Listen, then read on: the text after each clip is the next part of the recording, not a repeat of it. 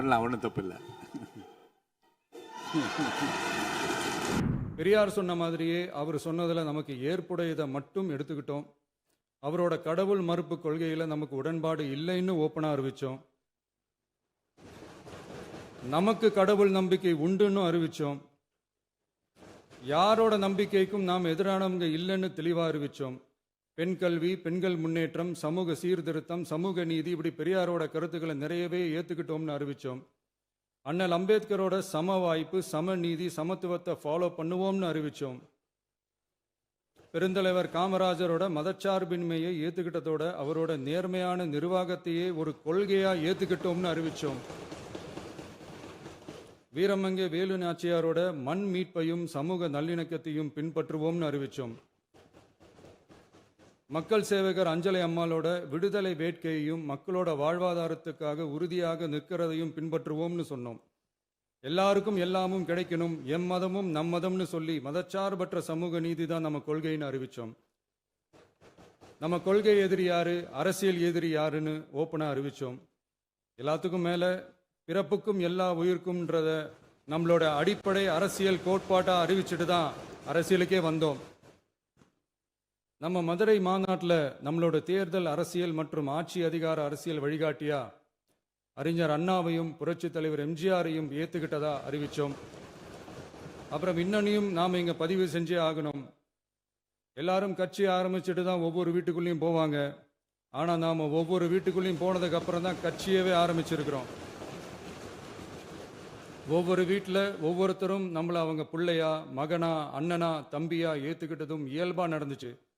தமிழ்நாட்டு மக்களோட மனசுக்குள்ளே போகிறதுக்கு நாம பட்ட பாடு நமக்கு மட்டும்தான் தெரியும். இதெல்லாம் புரிஞ்சாலும் புரியாத மாதிரி இருக்கிறவங்க தான் நம்மளை நடிகன் என்று சொல்லியும் நம்ம கட்சியை நடிகன் கட்சின்னு சொல்லியும் சில நக்கல், நையாண்டி இதெல்லாம் பேசுவாங்க. அதை பற்றி நமக்கு கவலை இல்லைன்னு வைங்க. இப்படி நம்ம அரசியல் பயணம் ரொம்ப டிரான்ஸ்பரண்ட்டாக தான் ஆரம்பிச்சிருக்கு. இந்த 2026 தேர்தலில் கூட்டணியே இல்லாமல் தனியாக நின்னோம்.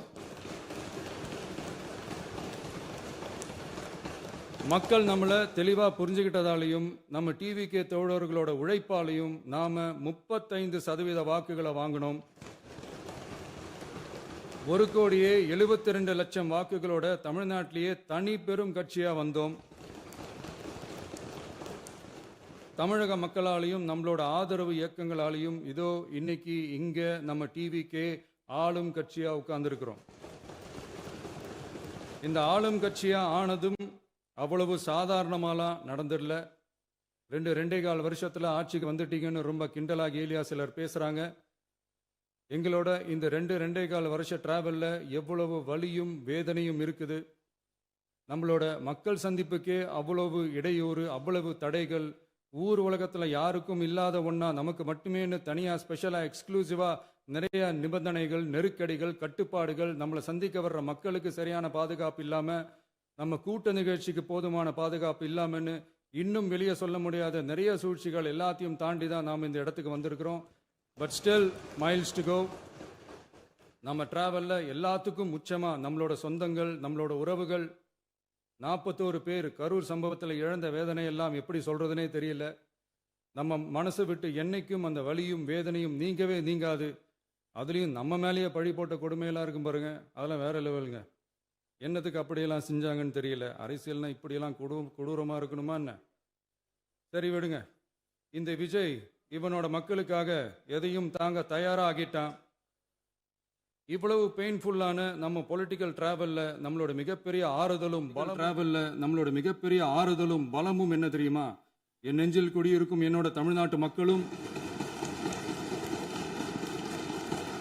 என் உயிருக்கு உயிரான என்னோட தோழர்களும் தான். அவங்களோட பலத்தால தான். அன்னைக்கு 1967 முன்னாள் முதல்வர் மாண்புமிகு அறிஞர் அண்ணா அவர்கள் தலைமையில் அமைஞ்ச சாமானியர்களோட ஆட்சி மாதிரி, 1977 முன்னாள் முதல்வர் மாண்புமிகு புரட்சி தலைவர் எம்ஜிஆர் அவர்கள் தலைமையில் அமைஞ்ச மிக சாமானியர்களோட ஆட்சி மாதிரி, இதோ இன்னைக்கு அதே வரிசையில் 2026 சட்டமன்ற தேர்தலில் இந்த விஜயோட தோழர்கள் இடம்பெற்ற ஒரு மிக மிக சாமானியர்களின் ஆட்சி அமைஞ்சிருக்கு. வாகை சூடும் வரலாறு திரும்பி இருக்கிறது. இப்படி ஒரு தீர்ப்பை மக்கள் அளிச்சதுனால தான் தமிழக வரலாற்றில் ஒரு மகத்தான கூட்டணி ஆட்சியை நாம் அமைச்சிருக்கிறோம். இளைஞர்களால என்ன செய்ய முடியும், பெண்களால என்ன செய்ய முடியும்னு கேட்டவங்களுக்கான பதில் தான் இன்னைக்கு அமைஞ்சிருக்கிற நம்ம ஆட்சி. ஒரே ஒரு குடும்பம் மட்டும் முக்கியம்னு சொல்றது நம்மளோட ஆட்சி அதிகார அரசியல் இல்ல. தமிழ்நாட்டில் இருக்கிற ஒவ்வொரு குடும்பமும் முக்கியம்னு சொல்றது தான் நம்ம அரசியல். நம்மளோட ஆட்சி அதிகாரம் அதான் நம்மளோட மனசாட்சி உள்ள மக்களாட்சி.